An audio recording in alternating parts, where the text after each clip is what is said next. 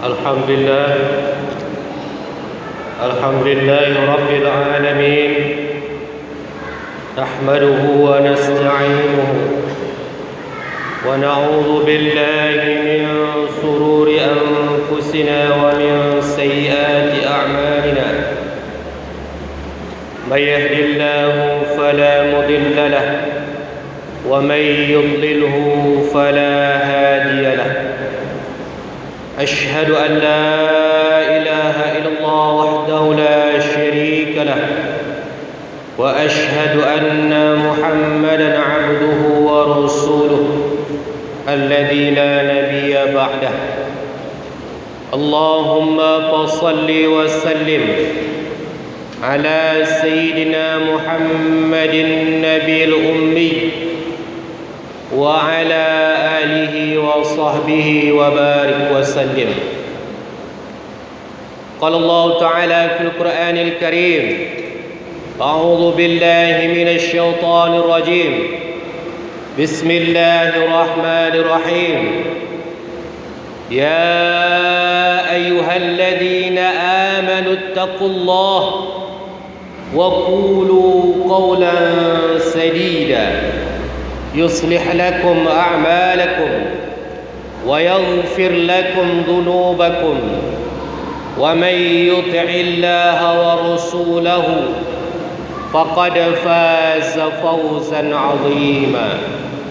فيا عباد الله أوصيكم ونفسي بتقوى الله وطاعته فقد فاز المتقون. Hadirin sidang Jumat rahmati Allah Subhanahu wa taala. Bersyukur kita kehadirat Allah Subhanahu wa taala hingga pada hari ini di bulan Zulqa'dah Allah masih berikan kepada kita nikmat kesehatan, rezeki yang sempurna, waktu yang lapang, dan terlebih lagi adalah nikmat keimanan yang dengannya kita gapai panggilan azan melaksanakan fardu Jumat sebagaimana biasanya.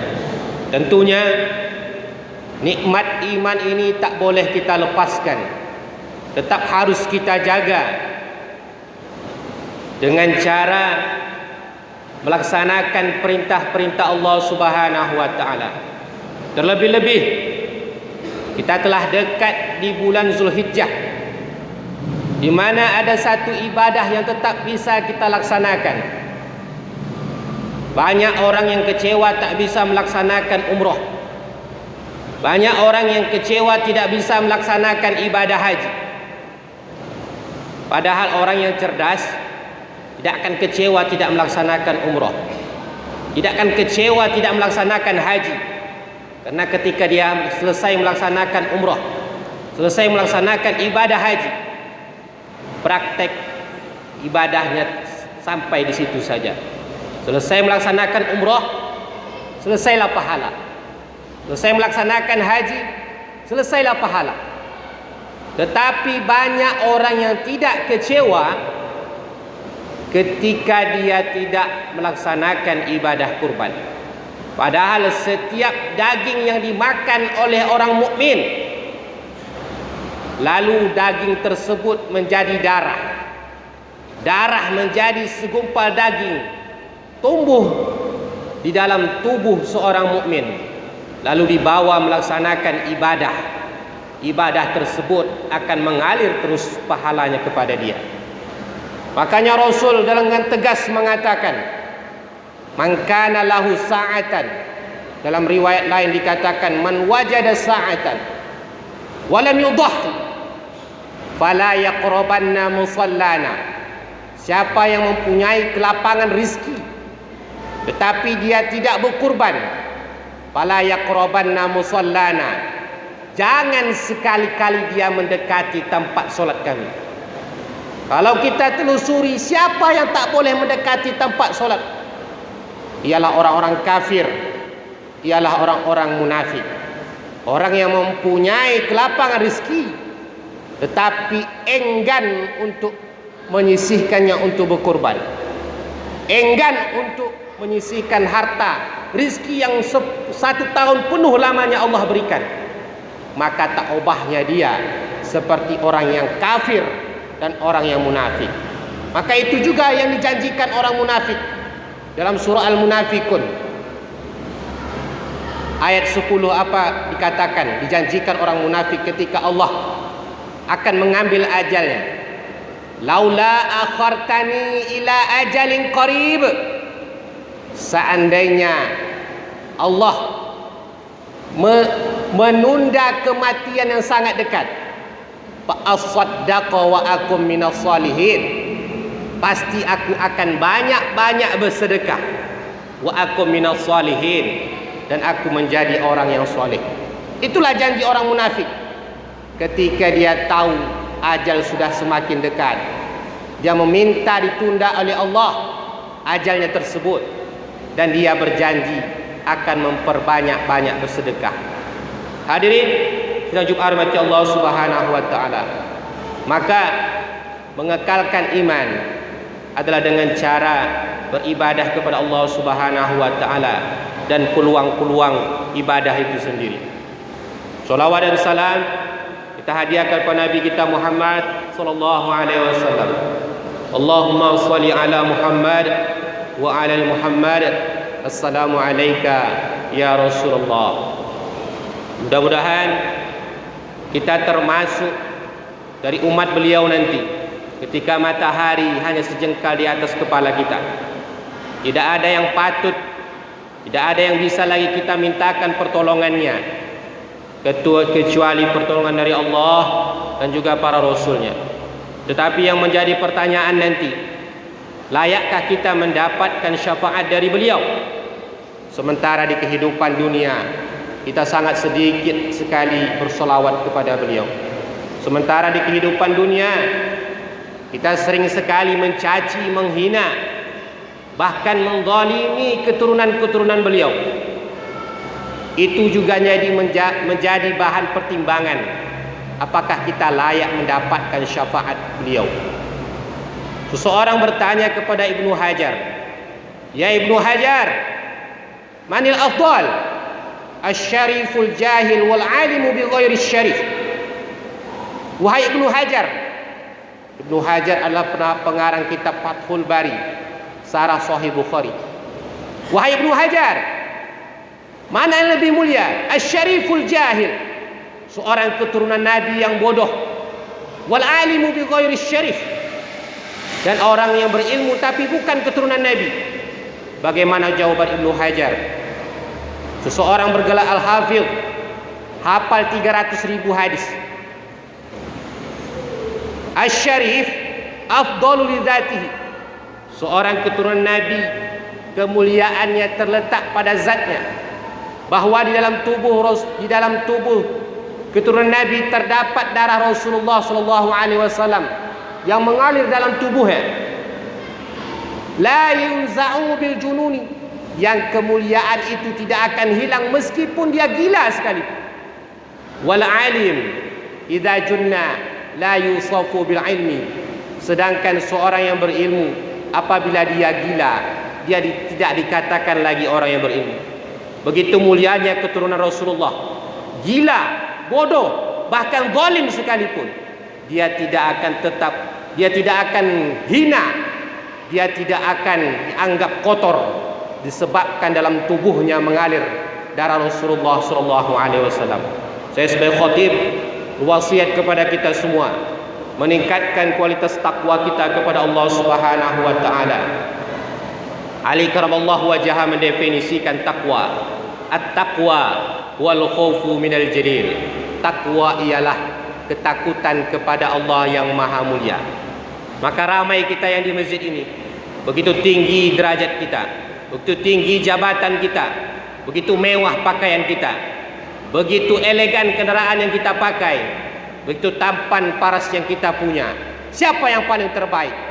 Yang terbaik adalah orang yang takut kepada Allah Subhanahu wa taala. Yang paling mulia adalah orang yang bertakwa kepada Allah Subhanahu wa taala. Inna akramakum indallahi atqakum. Yang paling mulia di antara kamu, kata Allah, atqakum, yang paling takut kepada Allah Subhanahu wa taala. Judul khutbah pada hari ini yakni etos dalam bekerja.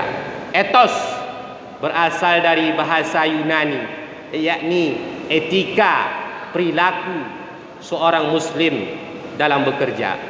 Hadirin sidang Jumat rahmati Allah Subhanahu wa taala. Dalam Islam memang sudah dijelaskan oleh Allah dalam Al-Quran, wa ma min dabbatin fil ardh illa 'ala Allahi rizquha. Tidak ada yang melata, tidak ada yang bergerak di muka bumi kecuali sudah Allah jamin rezeki. Tapi meskipun demikian, seorang mukmin tidak hanya dibiarkan untuk berleha-leha, bersantai-santai untuk menunggu rezeki itu datang kepada dirinya. Makanya Allah memerintahkan dalam surah At-Taubah ayat 105. Apa kata Allah? Wa qul i'malu, dan katakanlah wahai Muhammad, i'malu, beramallah kamu, berbuatlah, bekerjalah, fasayarallahu amalukum, Allah sendiri yang akan menjadi saksi amal. Kalau belum mempunyai teori, beramal saja, nanti teori itu akan datang dengan sendirinya. Walaupun belum datang keikhlasan, masih berbau riya, masih berbau sum'ah, beramal saja. Jangan jadikan riya, sum'ah justru yang menjadi penghambat untuk tidak beramal. Hadirin sidang Jumat rahmati Allah Subhanahu wa taala. Bahkan yang lebih intens lagi, bagaimana sabda Rasulullah sallallahu alaihi wasallam. Apa kata Rasul? Idza qamatis sa'ah wa fi yadi ahadikumul fasilah falyaghrisha. Kalau kiamat hendak datang, kalau kiamat sangat dekat akan terjadi, wa fi yadi ahadikumul fasilah, tetapi di tanganmu ada biji kurma, falyaghrisha, maka hendaklah kamu menanamnya. Walaupun kiamat sudah di depan mata, tetapi di tangan sudah terpegang biji, sudah terpegang suatu bibit, tanam saja. Apa motivasinya? Yang pertama, meninggalkan kebaikan untuk generasi yang akan datang. Yang kedua, tetap beramal walaupun kiamat akan datang. Beramal karena nanti itu yang dipertanggungjawabkan di hadapan Allah Subhanahu wa taala. Hadirin sidang Jumat rahmati Allah Subhanahu wa taala. Maka kiamat kecil adalah kematian. Kita masih ingat para orang-orang tua dulu, meskipun umurnya sudah 60 tahun, 70 tahun, bahkan 80 tahun, bahkan lebih daripada itu, dengan umur yang tua, mereka tidak berleha-leha. Mereka masih memikirkan keturunan-keturunannya yang akan datang. Tetap mereka menanam pepohonan, menanam bibit yang bisa dirasakan kenikmatannya pada generasi yang akan datang. Tidak hanya bersifat konsumtif, tetapi juga produktif, bisa menolong generasi-generasi yang akan datang. Hadirin sidang Jumat rahmati Allah Subhanahu wa taala. Maka itulah yang menjadi motivasi kita. Seorang mukmin kenapa harus bekerja? Karena yang kita inginkan bukan hanya menyelamatkan diri kita daripada kelemahan-kelemahan, baik itu kelemahan ekonomi, baik itu kelemahan pendidikan, karena sekarang pendidikan yang berkualitas sangat mahal, tetapi juga menyelamatkan keturunan-keturunan kita yang akan datang. Itu yang dimotivasi oleh Allah dalam surah